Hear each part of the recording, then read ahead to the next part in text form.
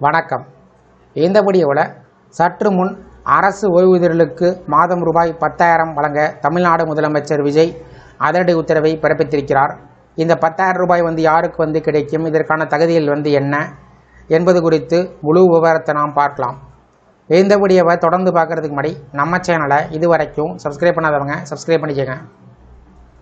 Tops ஓய்வூதிய திட்ட இறுதி விதிமுறைகள் வெளியிடப்படும் வரையில் கடந்த ஜனவரி 1ஆம் தேதிக்கு பிறகு ஓய்வு பெற்ற அரசு ஊழியர்கள் ஆசிரியர்களுக்கு மட்டும் அடிப்படை சம்பளத்தில் 30% அல்லது ரூபாய் 10,000 இதில் எது அதிகமாக உள்ளதோ அந்த தொகை இவர்களுக்கு இடைக்கால நிவாரணமாக வழங்கப்படும் என்று தமிழ்நாடு அரசு அறிவித்திருக்கிறது. இது சார்ந்து நிதித்துறை செயலர் MA சிதிக் அவர்கள் வெளியிட்ட அரசாணை.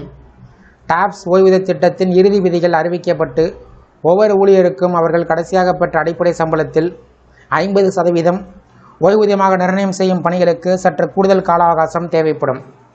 எனவே 1/1/2026க்கு பிறகு ஓய்வு பெற்ற ஊழியர்கள் எந்தவித பொருளாதார பிரச்சனை இன்றி வாழுவதற்கு ஏதுவாக அவர்களுக்கு இடைக்கால வாழ்வாதார ஆதரவு தொகை வழங்க முடிவு செய்யப்பட்டிருக்கிறது. டாப்ஸ் திட்டம் முழுமையாக நடைமுறைப்படுத்தப்படும் வரையில் இது ஒரு இடைக்கால ஏற்பாடாக இருக்கும். இந்த திட்டத்தின்படி பணியிலிருந்து ஓய்வு பெற்ற ஊழியர்கள் கடைசியாக பெற்ற அடிப்படை சம்பளத்தில் 30% அல்லது ரூபாய் 10,000 இதில் எது அதிகமாக உள்ளதோ அந்த தொகை இடைக்கால நிவாரணத் தொகையாக நிர்ணயம் செய்யப்படும். அதனோடு சேர்த்து நடைமுறையில் இருக்கும் அகவிலைப்படியும் வழங்கப்படும். இந்த இடைக்கால நிவாரணத் திட்டம் 1/4/2003 அன்று அல்லது அதற்கு பிறகு ரெகுலர் ஊதிய விகிதத்தில் பணியமர்த்தப்பட்டு பங்களிப்பு ஓய்வூதிய திட்டத்தின் கீழ், அதாவது CPS-இன் கீழ் இருந்தவர்கள் 1/1/2026 அன்று பணியில் நீடித்து அதற்கு பிறகு வயது முதிர்வு காரணமாக ஓய்வு பெற்றோர், குறைந்தபட்சம் 10 ஆண்டுகள் தகுதி வாய்ந்த பணிக்காலத்தை நிறைவு செய்தவர்கள், பணியின் போது மரணமடைந்த அரசு ஊழியர்களின் தகுதியான குடும்ப உறுப்பினர்கள் ஆகியோருக்கு மட்டுமே பொருந்தும். அதே நேரத்தில் 1/1/2026க்கு முன்பு பணியிலிருந்து ஓய்வு பெற்றவர்களுக்கு பணியிலிருந்து விலகியவர்களுக்கு பொருந்தாது. ஓய்வூதியதாரர் மரணமடைந்தால் அவர் பெற்று வந்த இடைக்கால தொகையில் 60% குடும்ப ஓய்வூதியமாக வழங்கப்படும்.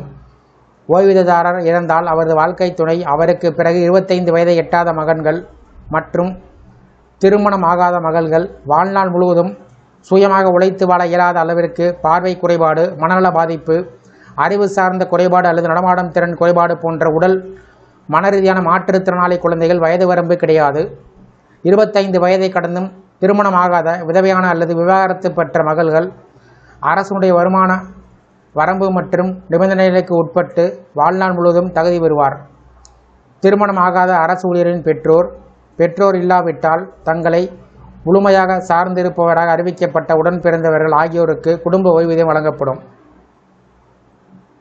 இந்த ஓய்வூதியம் 10,000 ரூபாய் கொடுக்கப்படுவது சார்ந்து உங்களுடைய கருத்துக்களை கமெண்ட் செக்ஷனில் கமெண்ட் பண்ணுங்கள். இந்த வீடியோ பிடிச்சிருந்தா வீடியோக்கு லைக் பண்ணுங்கள். இந்த வீடியோவை அனைவருக்கும் ஷேர் பண்ணுங்கள். நன்றி.